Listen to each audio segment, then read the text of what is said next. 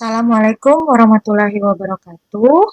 Salam sejahtera untuk kita semua. Semoga Allah Subhanahu wa Ta'ala selalu memberikan kesehatan bagi kita selama masa learn from home kali ini. Untuk kali ini pembahasan kita terkait mata kuliah Undang-Undang dan Etika Kefarmasian sesuai dengan kontrak perkuliahan yang telah dibagikan sebelumnya. Semoga Anda semua sudah membaca dengan baik dan seksama sehingga dapat membuat kelancaran dalam proses perkuliahan kita. Oke, untuk pertemuan pertama dengan saya, di sini saya akan menjelaskan terkait dengan kata dasar yang akan kita bahas, yaitu etika. Menurut Kaberten, kata etika berasal dari bahasa Yunani kuno, ada dua bentuk, tunggal dan jamak.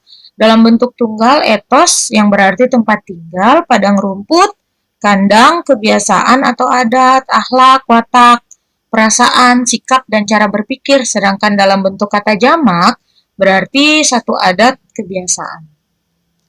Selanjutnya, menurut para ahli sendiri,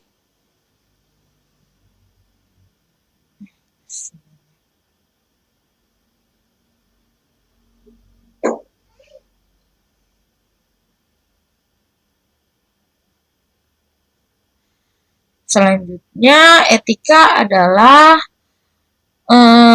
dalam Kamus Umum Bahasa Indonesia, satu ilmu pengetahuan tentang asas-asas akhlak atau disebut dengan moral.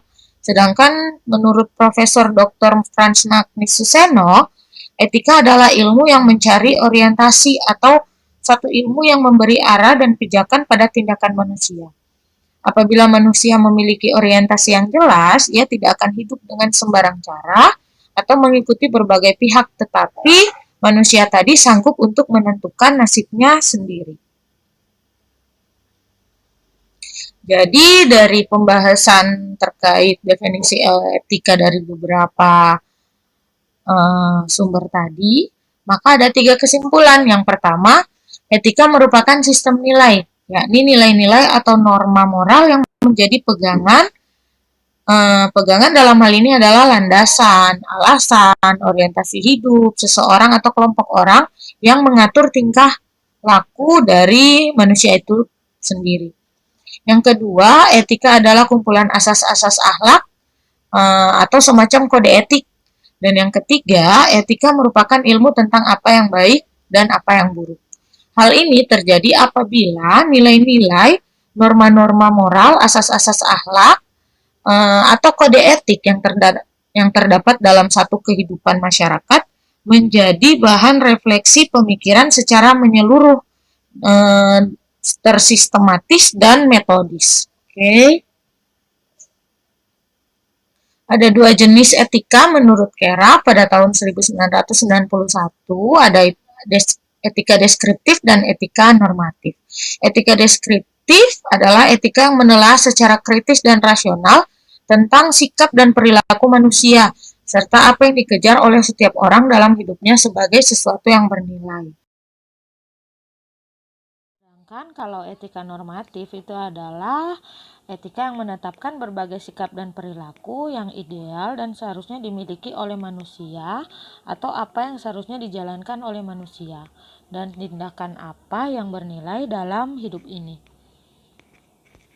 Selanjutnya,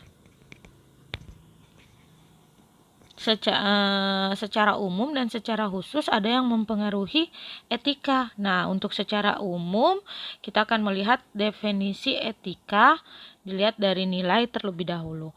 Nilai adalah sesuatu yang dijadikan sebagai panduan dalam hal mempertimbangkan keputusan yang akan diambil. Kemudian nilai merupakan sesuatu yang bersifat abstrak. Karena merupakan salah satu bagian dari kebudayaan itu sendiri, suatu tindakan dapat diterima secara moral apabila harmonis ataupun selaras dengan nilai-nilai yang telah disepakati dan dijunjung oleh masyarakat tadi di mana tindakan tersebut dilakukan. dalam sekelompok orang tersebut. Apabila suatu tindakan tidak sesuai dengan nilai yang ada dalam masyarakat tersebut, maka akan dianggap menyimpang oleh sekelompok masyarakat tadi. Kemudian selain nilai, kita melihat juga yang berhubungan dengan etika yang mempengaruhi secara umum adalah norma. Norma adalah bentuk nyata dari nilai-nilai sosial di dalam masyarakat yang berbudaya, memiliki aturan-aturan dan kaidah-kaidah, baik yang tertulis maupun yang tidak tertulis. Norma-norma ini mengatur kehidupan mengenai salah dan benar, baik atau buruk, pantas atau tidak pantas, yang harus ditaati oleh warga masyarakat. Jika norma itu dilanggar, maka pelanggar tadi akan dikenakan sanksi. Norma memiliki kekuatan yang mengikat dan memaksa pihak lain untuk mematuhi aturan yang berlaku.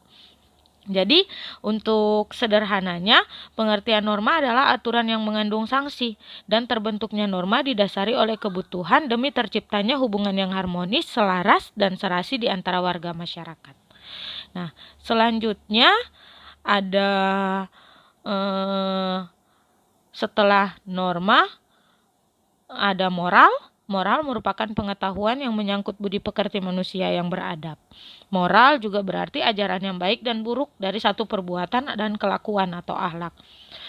Moralisasi artinya uraian atau pandangan dan ajaran tadi tentang perbuatan dan kelakuan yang baik, sedangkan kerusakan moral diartikan sebagai demoralisasi.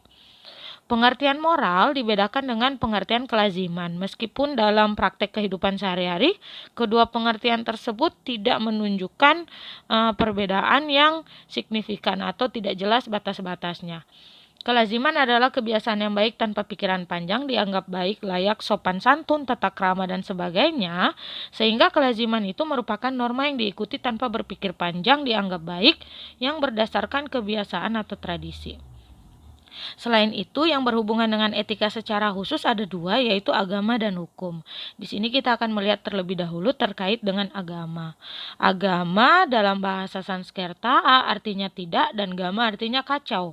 Sehingga agama artinya adalah tidak kacau atau adanya keteraturan dan peraturan untuk mencapai arah dan tujuan tertentu.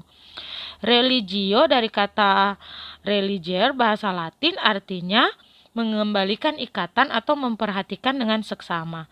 Jadi agama adalah tindakan manusia untuk mengembalikan ikatan atau memulihkan hubungannya dengan ilahi atau Tuhannya. Dari sudut sosiologi, agama adalah tindakan pada satu sistem sosial dalam diri orang yang percaya pada satu kekuatan tertentu, yang biasa disebut dengan kekuatan supranatural, dan berfungsi agar dirinya dan masyarakat selamat. Nah, dari sudut kebudayaan, agama tadi adalah salah satu hasil budaya. Artinya, di mana manusia membentuk atau menciptakan agama karena kemajuan dan perkembangan budaya serta peradabannya. Dengan itu, semua bentuk-bentuk penyembahan kepada ilahi seperti nyanyian, pujian, tarian, mantra, dan lain-lain merupakan unsur-unsur kebudayaan. Sehingga setiap agama mempunyai ritual yang berbeda-beda dalam mengikat dirinya dengan Tuhannya. Nah, ada lagi hukum.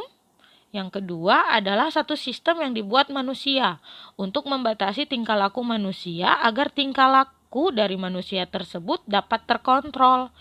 Hukum merupakan aspek penting dalam pelaksanaan atas rangkaian kekuasaan satu lembaga. Dan hukum mempunyai tugas untuk menjamin adanya kepastian hukum dalam masyarakat, dalam kehidupan bermasyarakat. Oleh karena itu, setiap masyarakat berhak untuk mendapat pembelaan di depan hukum, sehingga dapat diartikan bahwa hukum adalah peraturan atau ketentuan tertulis maupun tidak tertulis yang mengatur kehidupan masyarakat dan menyediakan sanksi bagi pelanggarnya. Seperti kita ketahui, ada beberapa jenis hukum, mungkin yang lain sudah pernah pelajari di SMA biasanya itu sudah memberitahukan ke kita, sudah ada penjelasan terkait jenis-jenis hukum. Nah, selanjutnya kelima hal tersebut itu memberikan kita kesimpulan bahwa nilai norma moral, agama, dan hukum tadi yang secara umum dan secara khusus mempengaruhi etika itu memiliki hubungan yang erat dengan etika seseorang, terutama etika dari satu profesi. Khususnya dalam hal ini yang akan kita bahas yaitu profesi dalam bidang farmasi. Salah satunya adalah profesi apoteker. Sehingga perlu kita pahami bahwa setiap hal dari setiap sudut pandang kehidupan akan mempengaruhi kehidupan yang lain. Oke, selanjutnya untuk etika tadi itu punya beberapa kegunaan, ada manfaat dan fungsinya. Sehingga di sini kita akan melihat manfaatnya terlebih dahulu. Etika keberadaannya sangat dijunjung tinggi dan juga dihormati. Tentunya mempunyai satu alasan penting yang perlu diperhatikan, dan ada beberapa manfaat etika dalam satu profesi, dalam satu organisasi profesi, yaitu yang pertama, memberi rasa tanggung jawab, kedua dapat dijadikan pedoman, ketiga meningkatkan kredibilitas perusahaan atau satu organisasi, menciptakan ketertiban dan keteraturan dalam sebuah organisasi atau perusahaan, dapat digunakan sebagai kontrol sosial, dapat meningkatkan kesejahteraan anggota organisasi, dapat mencegah campur tangan dari pihak luar, dapat melindungi hak-hak anggota organisasi, serta dapat digunakan sebagai rujukan dalam penyelesaian berbagai masalah, baik itu masalah internal organisasi maupun eksternal organisasi. Jadi manfaat etika ada banyak, yang utamanya dapat memberikan rasa tanggung jawab kepada seseorang, karena etika dapat memilih mana yang baik dan mana yang buruk. Dengan adanya etika kita dapat membedakan kedua hal tersebut. Nah, selain manfaat, etika juga berfungsi untuk dijadikan tempat untuk memperoleh orientasi kritis yang berkaitan dengan berbagai macam moralitas, menunjukkan adanya satu keterampilan intelektual berupa kemampuan kita berargumentasi atau berdiskusi secara kritis dan rasional. Digunakan untuk pengambilan satu keputusan dan juga sikap yang wajar dalam keadaan pluralitas yang tinggi. Digunakan untuk menolong sebuah pendirian, digunakan untuk membedakan mana yang bisa diubah dan mana yang tidak dapat diubah. Biasanya dalam hal kebijakan organisasi. Digunakan untuk menyelesaikan masalah moralitas maupun masalah sosial lainnya dengan bentuk pemikiran yang kritis dan sistematis. Sudah pernah dijelaskan di mata kuliah lain terkait dengan sistematis, menggunakan nalar untuk dijadikan pijakan, bukan menggunakan perasaan yang dapat merugikan banyak orang, dan menyelidiki suatu permasalahan sampai ke akarnya. Nah, itu tadi yang Ibu jelaskan, sistematis.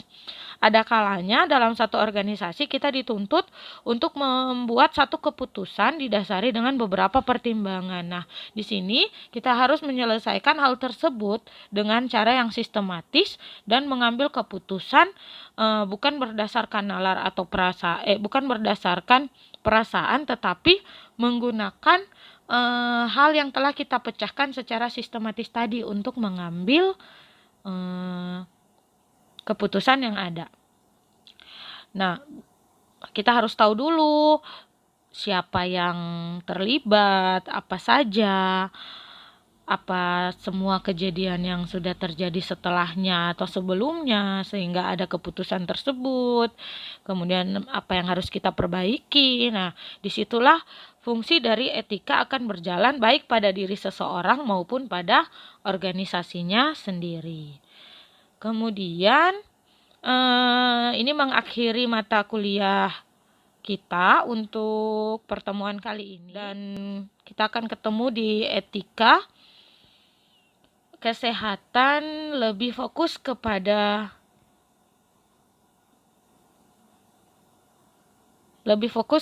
farmasi tepatnya. Nah, dan kemudian kita akan mengerjakan kuis yang tadi mungkin lupa saya sampaikan di awal video, bahwa dalam setiap akhir video saya akan memberikan kuis yang harus dikerjakan sehingga saya bisa menilai apakah kalian telah betul-betul memahami materi yang saya berikan pada kesempatan kali ini. Nah, kita ketemu lagi insya Allah dengan saya 3 pertemuan lagi akan membahas lebih jelas terkait profesi kefarmasian serta masalah-masalah lain. Nanti mungkin bisa dibaca sesuai dengan materi yang sudah ada sebelumnya, yang sudah diberikan ya di kontrak perkuliahan. Dan sekian dulu saya akhiri. Selamat mengerjakan kuis sesuai batas waktu yang telah diberikan. Wabillahi taufik wa hidayah. Dan wassalamualaikum warahmatullahi wabarakatuh.